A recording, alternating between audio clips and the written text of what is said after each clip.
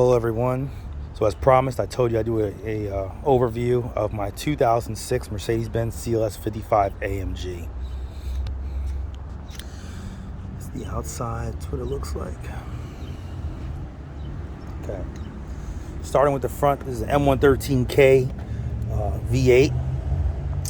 Has a supercharger. I just did the supercharger oil, the liquid moly oil, along with coils, plugs from Bosch. And then I also did a coolant flush. I decided to install BC coilovers, which I'll discuss a little bit later.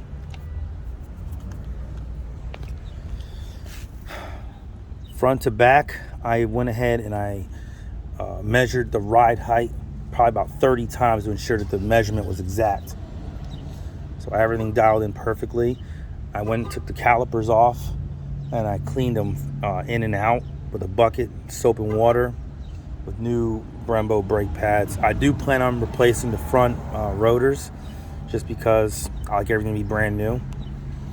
These new wheels and tires from AC, Audio City, with some whatever tires for now. I don't plan on driving a car for a while, so I really don't need anything fancy.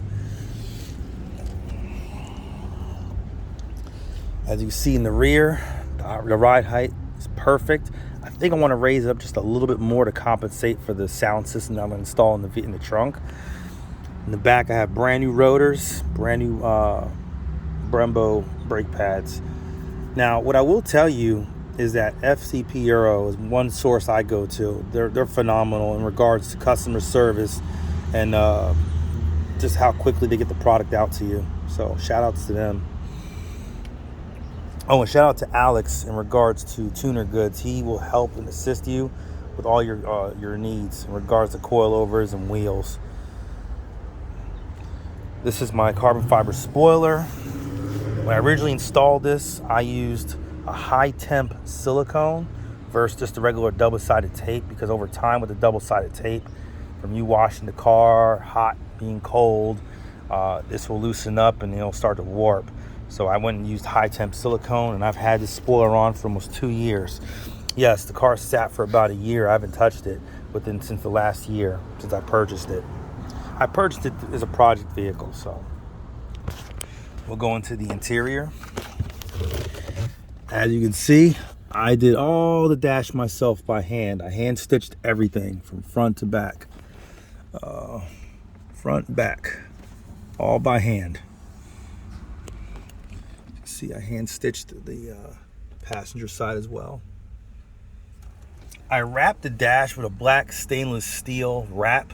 I'm not a big fan of wrap, but I didn't want to look at that wood anymore. It was just hideous to look at, so I replaced it just temporarily. I would like to go carbon fiber in the future, but this will do for now. And I have to tell you, I don't know why Mercedes didn't do this from the beginning. It looks so much more prettier.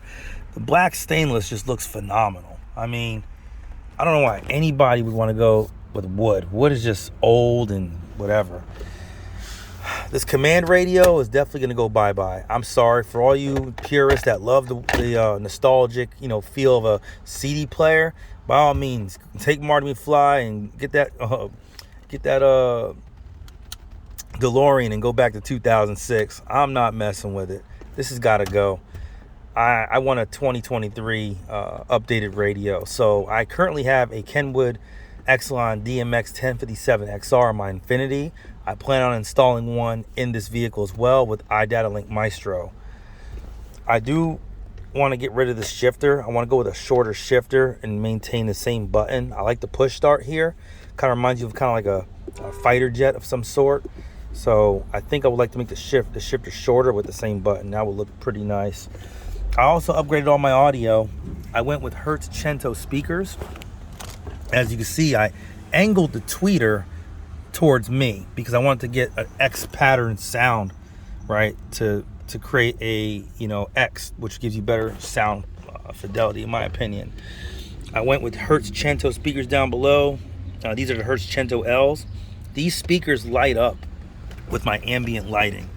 Oh boy, the ambient lighting is something to look at. It is absolutely beautiful when you install it. You can't even see it, but believe me, when it lights up, you will see it.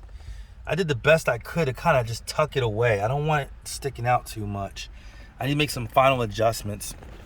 I will be taking these door panels back off because I would like to replace the leather and do double stitching here, as well as the leather here with double stitching. I also decided to replace these knobs. Now, a lot of you are probably saying, oh, I don't like the way you did that. You installed the tweeter on top of the factory. I like to integrate it, blah, blah, blah, or the grill on top of the grill. I understand where you're coming from, but so I currently have 2 residences.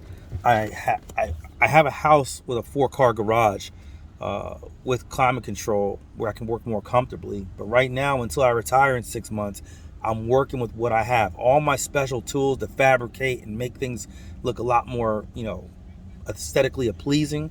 I need the time and space, and I just don't have it. So I'm just doing what I'm doing for right now. I can retire, come back home, and fully finish what I started. So this is good for right now. I already have all the wires pre-ran, all my RCAs, all my remote wire, front and rear camera wire ready to go. So once I get the new radio in, I'll be able to pop it in. I already have my dash, my new dash set up. Shout out to Sonic Electronics. They sell some really good product. Can't complain. Let's look to the back. Same thing. Hertz Cento tweeters, speakers. And my wires are all ran nice and neatly. As you can see, I cut out the center as well as the center up here. That way I can get the bass to come through the car. I also soundproofed everything with NVX. I love NVX soundproofing. It's absolutely amazing. I think you get your money's worth. I've been installing NVX for the last 10 years and I've had no issues whatsoever. I would never overpay for something that's pretty much the same product as anything else. NVX is the way to go, I can assure you. But while everything's apart, I do plan on re-tinting that window of 5%, and I'm replacing the window shade motor as well as the headrest motors and the rear third brake light while everything's apart.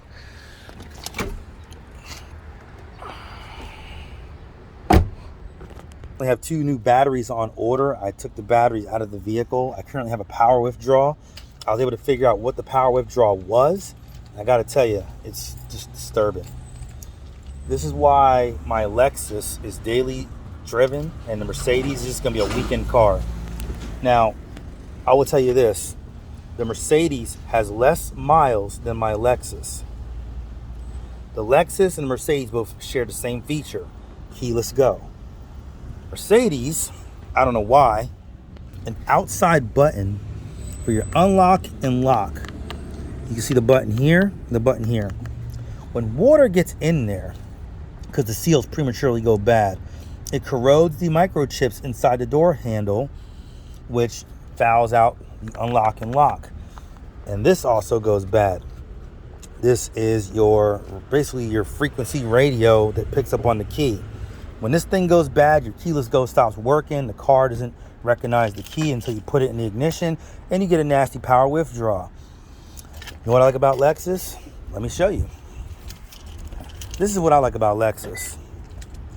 There is no buttons at all. There are no buttons. Literally, watch. Hand in, lock. Hand in, lock. No buttons. This car has less mileage and keyless go works perfectly. Nightmare, reliable. I also have a set of BC coilovers on the Lexus. There's a 2014 GS350F Sport.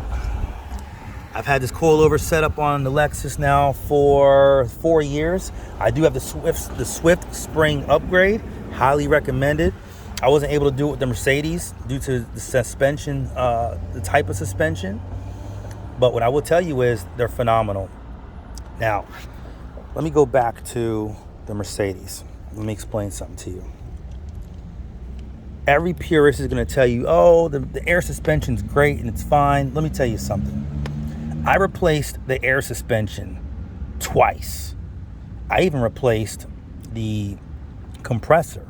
I replaced lines. It's just not a reliable item to have on a car.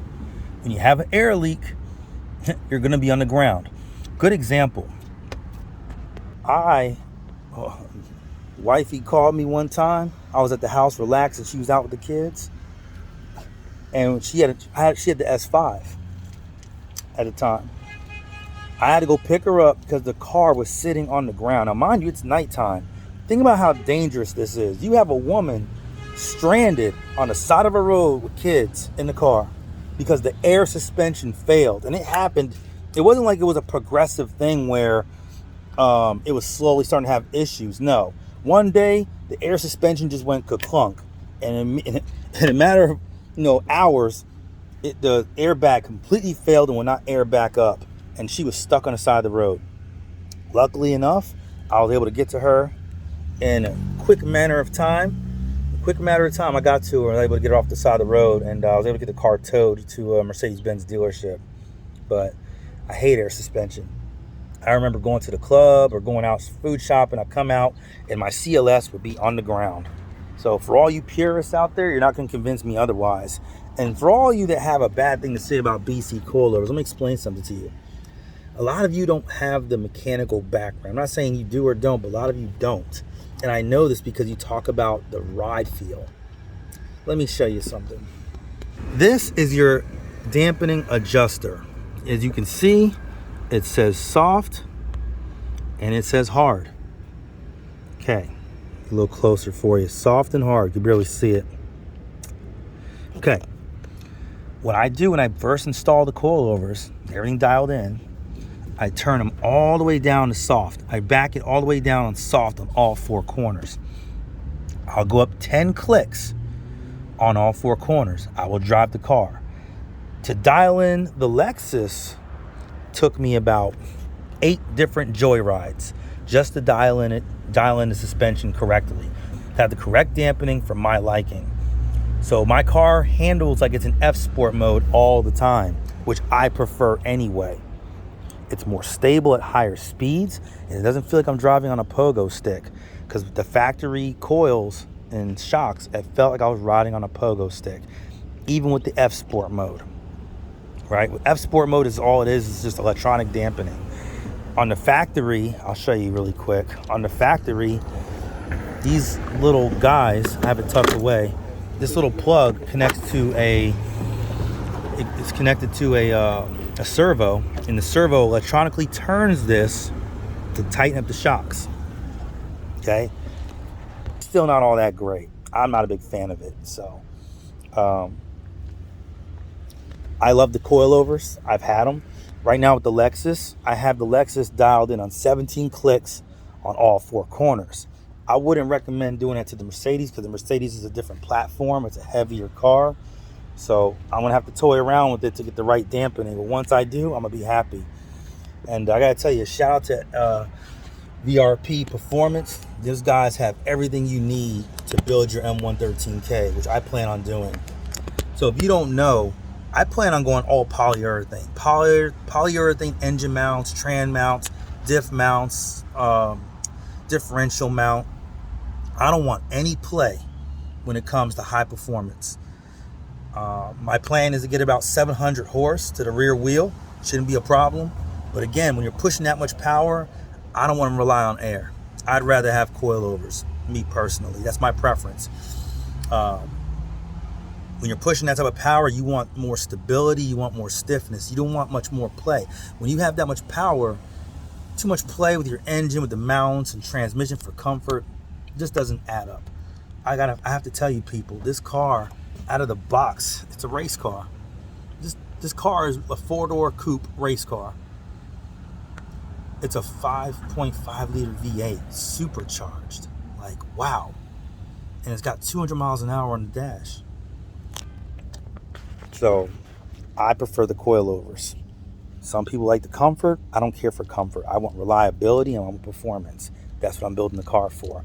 I do plan on buying a set of 19-inch wheels with some wider tires for more traction. I'm going to need it. Nevertheless, it's a phenomenal car. It's just that Mercedes, I would say not even Mercedes, European cars in general just have its quirks. Again, the keyless go is frustrating. I got to go in here and replace all the microchips. Then I have to reseal everything to make sure it doesn't happen again. So saying that, I can't. I just am disbelief. These things are just terrible. These are all junk. So Lexus. That's why I have a Mercedes. Mercedes for the weekend. Lexus for everyday driving. Because this thing is just not super reliable when it comes to certain things. The door lock mechanisms. I mean, I can only tell you how many things I replaced on this car already. And it's just, the list is just growing. I'm practically rebuilding a whole new car. Eventually I'll get into the body shop. Hewitt Auto Body gonna take good care of me. I'm gonna replace everything from the windshield, window seals, the windshield cowl, everything. Even the wiper motor, like the wipers, I'm replacing all that stuff. I want everything to look like it came out of the dealership, brand new. And once that happens, this car is going to get garage kept. I'm going to drive it to my house and put it in a garage where it could be nice and safe from the elements. So, but the reason why I bought this car, it's a great project car. I mean, it was the first Grand Coupe in regards to its competitors with BMW and Porsche. It was the first Grand Coupe, and it's phenomenal. You can't beat it. So, for all you purists out there, hey, I'm not no hate towards y'all. You do your thing, I do mine. I want more modern technology in my car. That's all it is to it. And I hate air suspension. It's not reliable. I've had air suspension over the years. You're not going to sit here and convince me. I've had S5 Mercedes. I've had other CLSs. They all do the same thing. The air suspension just goes to junk. The BMW with the 7 Series, it has air suspension. It does the same thing.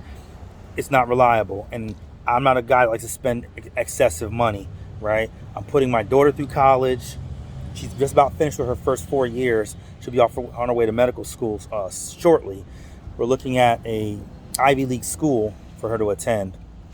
So I have other expenses other than building a car. You know, I had a house built. I plan on building a 40 by 40 garage with climate control and a lift on my property. So there's other expenses, not just cars. So I'm sure there's people out there that have things they want to say, but it's like, listen, I've been in the Marines 21 years. I've barely been home over the years. I'm just now catching up with my life, and you have to understand that, okay? I have a lot of expenses, so I'm doing this build. I'm just taking my time. I want to do it right the first time. But until then, I appreciate your love, support, and if you have any comments, questions, feel free to hit me up.